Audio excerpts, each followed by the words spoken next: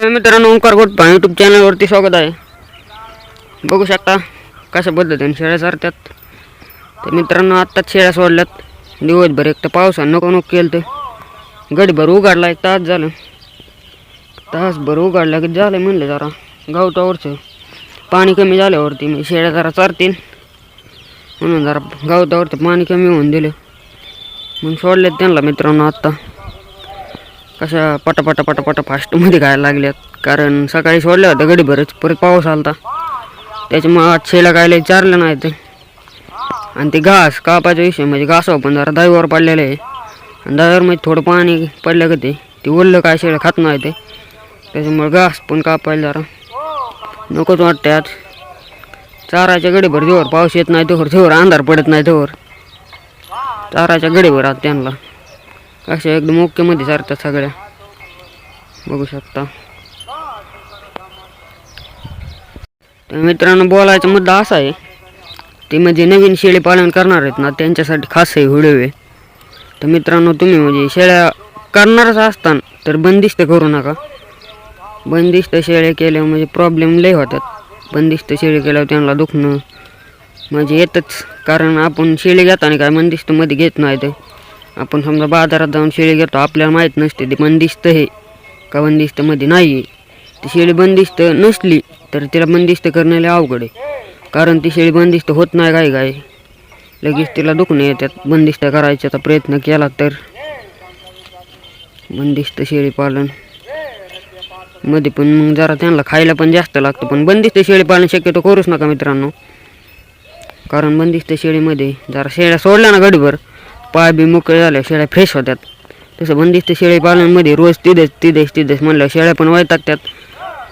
आणि रोज तीच तुम्ही 1-2-3 खायला टाकणार. त्यांना समजा घास झाले, समजा तुमच्या काय गिनेगोल गावात असले ती, परत मेथी घास, शिवरी, सोयबाबळ, त्यात लय प्रकार आहेत. चाऱ्याचे पण लय प्रकार आहेत. जर तुम्ही 2-3 टाकले रोज तर ते खाऊन शेळ्या वैतागतात रोज. असं म्हणजे गडीभर तरी मोकळ्या सोडल्या तरी म्हणजे फ्रेश खायला भेटतं ना, म्हणजे वावरातलं नॅचरल ते खायलाच पाहिजे त्यांनी मित्रांनो. तसं बंदिस्त गेल्यावरती काय त्यांना एवढं खायला भेटत नाही. आपण म्हणजे एवढी बंदिस्त शेळी का पालन करण्यापेक्षा बंदिस्त शेळी पालन नाही केलेलं बरं आहे मित्रांनो. कारण त्यांना मग शेळ्या तुम्ही घेणार, परत त्यांना दुखणे बाणे होणार. तुम्ही नवीन शेळी पालन करता म्हणलं, तुम्हाला त्यातलं काहीच माहीत नाही. समजा मी आत्ता शेळी पालन करतोय तर मला बंदिस्त करायचं आहे, तर मला जरा आयडिया आहे त्यातली, म्हणजे माहिती आहे थोडं. जर बंदिस्त शेळी पालन झालं तर थोडा ताप आल्यागत झालं, दुखल्यागत झालं तर मी लगेच गोळी देऊ शकतो ना.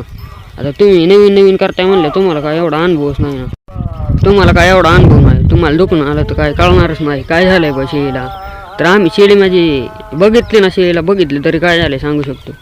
तसं तुम्ही नवीन केल्यावर तुम्हाला काय एवढा अनुभव नाही, तुम्हाला काय कळणारच नाही. तिला ताप आला म्हणून पण नाही कळणार. ताप आल्या शेळी म्हणजे कशी खात नाही काय, असं सारखी बसती.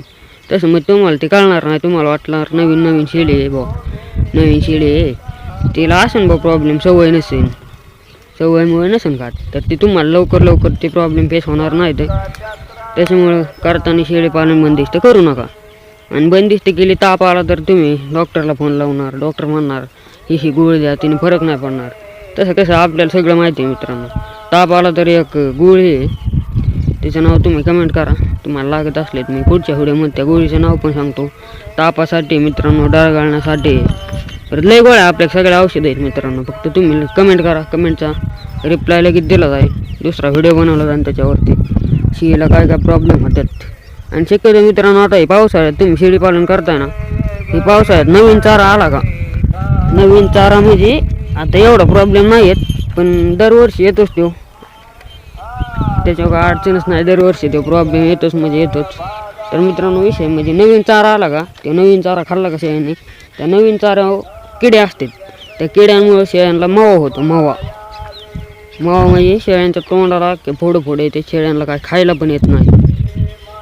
मावा आल्यावर त्यांना म्हणजे खायला पण लय अवघड होतं. त्याच्यामुळं आता जरा नवीन एवढं यंदा या वर्षी तर एवढं नाही आलं, पण मागच्या वर्षी लय लवकर आलं मित्रांनो. शेळ्यांना मावा आहे ना असा लय फास्टमध्ये आला. म्हणजे पहिलाच चारा पाऊस पडला का लगेच त्यांनी चारा खाल्ल्यावर मग त्यांना लय फास्टमध्ये मावा आला मित्रांनो. मागल्या यंदा एवढे प्रॉब्लेम नाही आहे, ह्या वर्षी तरी नाही एवढा प्रॉब्लेम. बघू प्रॉब्लेम होतोय का नाही, शेळ्यांना मावा येतोय का नाही, तुम्हाला व्हिडिओ बनवून त्याच्यावरती. आशा आहे शेळ्यांना मावा नाही आला पाहिजे, कारण मावा आल्यावर त्यांचे पण हाल होतात आणि आपले पण हाल होतात. ते काय खातेच नाही, ते त्यांना काय खायला जमतच नाही मायामुळे एवढं लय खातेच बळ थोडं. आता काय नाही खाल्ल्यावर शेळीमध्ये मरू पण शकते, त्याच्यामुळं मावा नाही यावा अशी आशा आहे आपली.